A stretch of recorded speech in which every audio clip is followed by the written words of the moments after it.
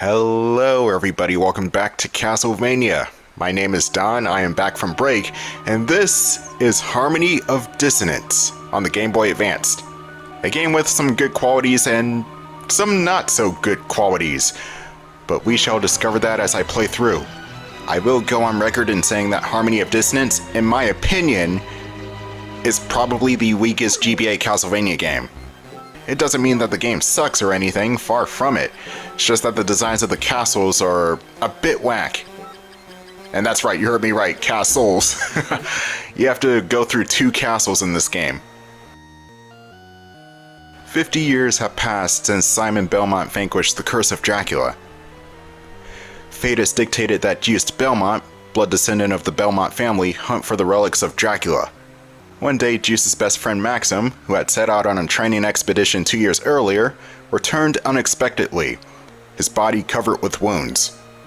He informs Juste that Lydie, a childhood friend whom they both deeply care about, has been kidnapped. Maxim has completely lost his memory of his time training away from home, and only has vague images of the kidnapping. Ah shit, he's got amnesia, therefore he's possessed. Ignoring his bodily injuries, Maxim leads Juste to the place where he believes Lydie is being held captive. Passing through thick fog, the 2 men happen upon a castle undocumented on any map. Could this be the fabled Dracula's castle? Standing solemnly in the night, this forbidding castle, which I think that's actually supposed to be the word foreboding, welcomes its unexpected guests as the moonlight shines upon it. Castlevania! Harmony of Dissonance. Now, let's see what Dracula's been up to for the past 50 years. As you can tell, the Castlevania series does not happen in a chronological order upon release of each other. They just pick a year and stick with it. Harmony of Dissonance does, however, act as a direct sequel to Castlevania 1 as well as Castlevania 2 Simon's Quest. And if you want to get technical, Castlevania 4, since Castlevania 4's story is really just Castlevania 1 again. Now here's Juste and Maxim. And good news, Maxim is not as much of a shitheel as Hugh was in Castlevania Circle of the Moon. In fact, I actually kind of like Maxim's character in this game. Sprite work is kind of janky though, but the character himself is fine.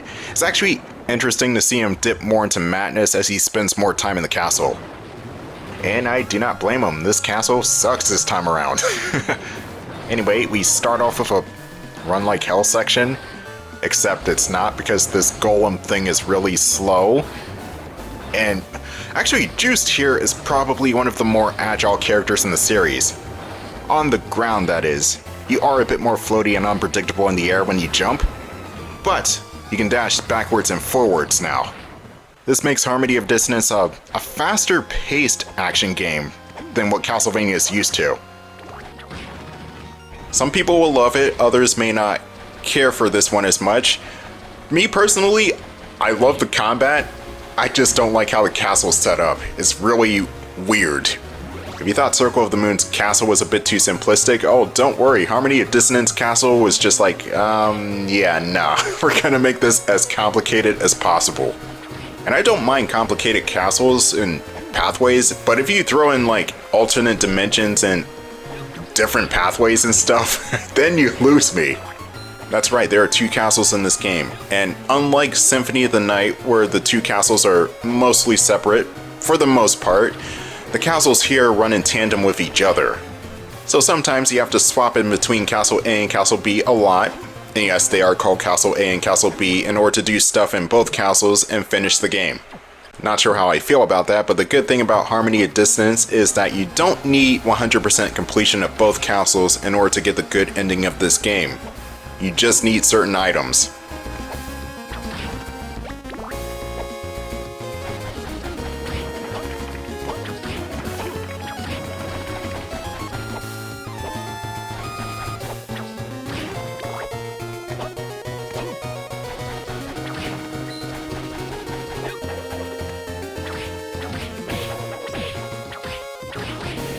Okay, let me get this out of the way right now. The elephant in the room. The soundtrack to Harmony of Dissonance. Honestly, for the longest time, I thought there was something wrong with me because I do not like the soundtrack at all. But no, apparently it's way more controversial than I thought it was. It's not to say that this is the developer's fault or the composer's fault. I'm pretty sure it's the same person that did the Symphony of the Night soundtrack, so they're good in my book. It's really just the Game Boy instruments just sucking here. The Game Boy Advance's sound chip is not really the greatest, as well as the speakers, so the developers did what they could, I guess. I'm not well versed in chiptune. But I will say, Successor of the Fate, the song that's playing right now, is a banger.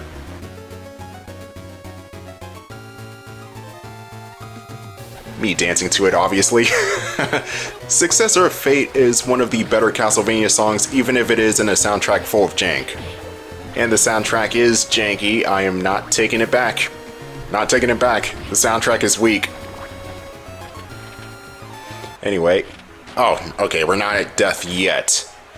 Death does make an appearance in this game, and he is definitely more of a presence here than he was in Circle of the Moon, I will say that. Here he is. Halt. The color of your soul. You must be a Belmont. That is correct. The overwhelming power. Death? Indeed. Which means this is, in fact, Dracula's castle. What gave it away, Juste? I must go now. My planet needs me. And those two goddamn kids from that cartoon show. First rule of business, pick up the castle map 1. That will make your life way easier. Even if the game tries to confuse you, at least you have a map to guide you. Sort of. Oh, not sure if I'm supposed to be here yet, but at least we got some lizardmen to grind off of. Okay, maybe I was, because there is a health pickup here. So let me grab that real quick. The lizards, you can manipulate their movements. They'll back up whenever you close in, and they'll move forward whenever you back up. They'll do a thrusting stab, which you could just dodge out of the way of. With Justice's... With his advanced movements, you could turn the lizards into mincemeat.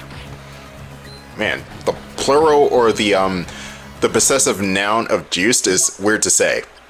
It's like too many STS's, and I don't like it. Justice's... Justin Bailey, even though his name is Juste. Which is French, I believe. Right? I think it sounds pretty French. And this room is pretty obnoxious. Holy crap, I cannot see straight.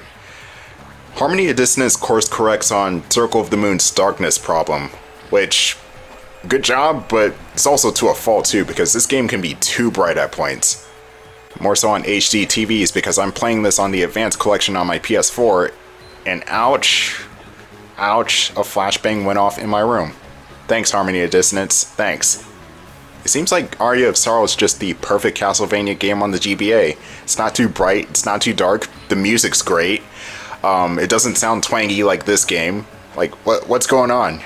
Not as difficult or hard as Circle of the Moon, but nowhere near as cryptic as this game. I mean, yeah, Aria. Great game, great game. Hopefully I get to it soon. Taste my fist, Armored Fiend! Oh yeah, that's Maria's Guardian Fist. That makes a return from Rondo of Blood. And just like in Rondo, it's freaking overpowered as hell. So whenever you grab it, just hold on to it. At least for a while. I'm trying to think of what else. Oh yeah, all these sub-weapons are actually pretty good in this game, which is rare because there's at least one or two sub-weapons in other Castlevania games that are junk. But not this time. Especially if you have spell books equipped. It'll just turn your weapons into elemental attacks that will just do major damage. And in a way, it makes Harmony of Dissonance a more casual Castlevania. If it weren't for the castle setup being so cryptic and dumb, I would say this is the easiest game on the GBA. Well, easiest Castlevania game, gotta clarify that. There's the ice book, and a hard pickup. Now, Circle of the Moon was difficult in that the enemies just do truckloads of damage and they were everywhere, but the castle was more efficient to navigate around. Just gotta survive the enemies first. And Aria of Sorrow is kind of a best of both worlds situation between this game and Circle. Even though Aria is more in line with Symphony of the Night in terms of gameplay style, I still compare Aria to these two games because it's on the same system. And that's not really by accident, I mean the comparison is still valid. Ow, get out of my face. Justice's face is way too gorgeous to be damaged, I will not allow it. Anyway, let's go to the right side of the room, there are some goodies over here.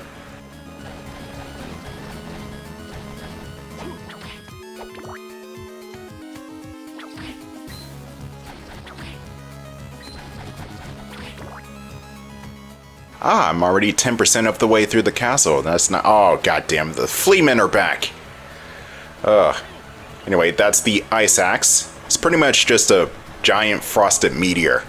I'm guessing Sephiroth over here equipped the ice materia, then summoned the meteor.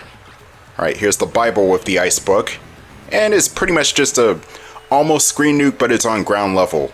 Pretty great for bosses or if you're getting surrounded. Now, a note for this game, the bosses in Harmony of Dissonance are probably some of the easiest in the whole entire series.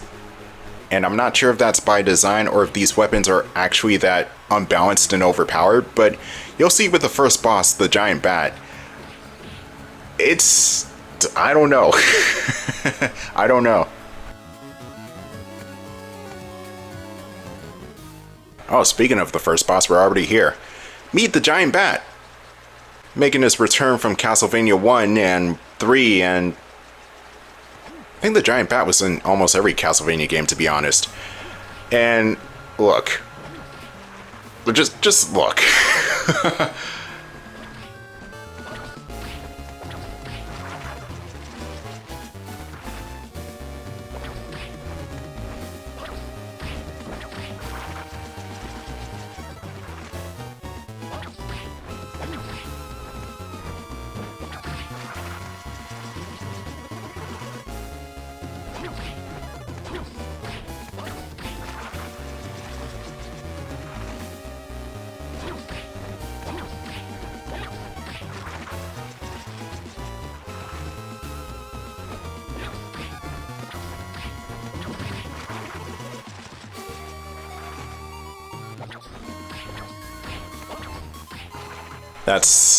That's pretty much all the bat does.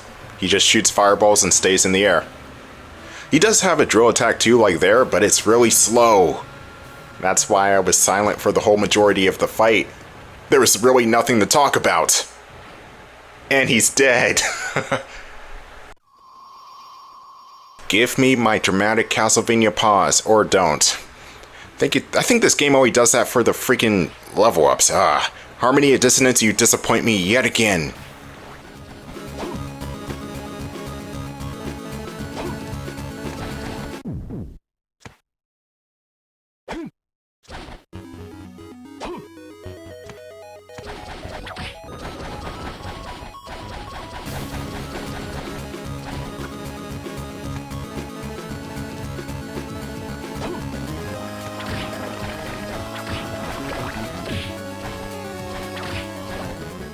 This music track is okay, I guess. It's nothing really special.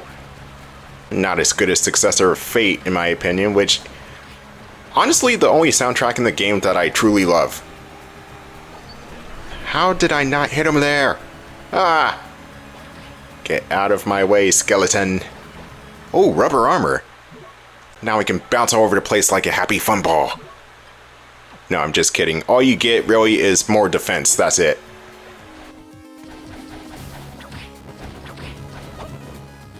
And Juice's defense in this game is pretty decent. Not only are the enemies weaker than they were in Circle of the Moon, but Juice just has beefier defense overall. And also, he doesn't die in like 2 to 3 hits like Nathan did. There is one problem with this game though, in that you don't really have that many invincibility frames after you get hit. See, like I just took 2 hits back to back for no reason. I guess that's a means of balancing the game's difficulty. Oh, okay, I said before that you don't really die in 2 to 3 hits in this game. This guy is an exception to the rule. That sword hurts, and him throwing it around like a boomerang doesn't help. Oh god. It's a good thing I'm agile. Fuck. I gotta watch out and make sure I don't take too many sword swipes to the head. Okay, he's down. There's my dramatic Castlevania pause, and another one for my life up. Dramatic Castlevania pause. I don't know when I started that stupid gag, that running gag. I think it was Castlevania 4 actually. Because in that game you could pretty much just do anything with Simon. Whenever the game pauses after you defeated the boss, you could just do the stupidest pose with Simon Belmont. And then Rondo of Blood was just like, yeah, they're actually making this a thing now, so therefore I should make it a thing. The skeleton. It's all Hugh's fault. That skeleton was in my way. It's probably the undead... Oh wait, no. It probably wouldn't be the undead version of Hugh, because Hugh wasn't born yet during this game. It's still not 1850 according to this game. So here, the holy water with the ice book is just a shield. Pretty useful, but not going to use it, to be honest. And here's the fairy journal. With the enemies you're fighting, it lets you see their names. So let's equip that. Oh, it's already equipped. Never mind. So yeah, let's just journey on. The Wailing Way. Don't know why, but it sounds like a knockoff Harry Potter novel. Henry Panner. There you go. Henry Panner and The Wailing Way. Written by K.J. Riley. Anyway, there's the Monster Tome. What the Monster Tome does, I think it... What does it do again? Okay, it allows you to see the data off the monster you met. Battle data, so that way you can read your enemy's thoughts before they can think them.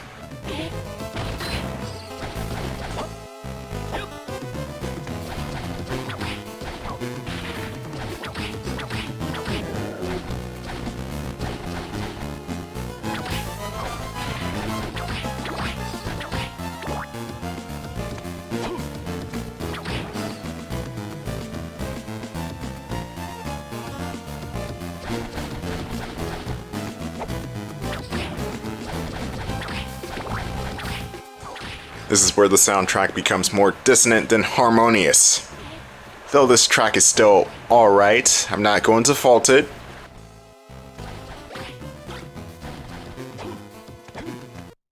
The Wailing Way is going to be your quote-unquote third area of the game.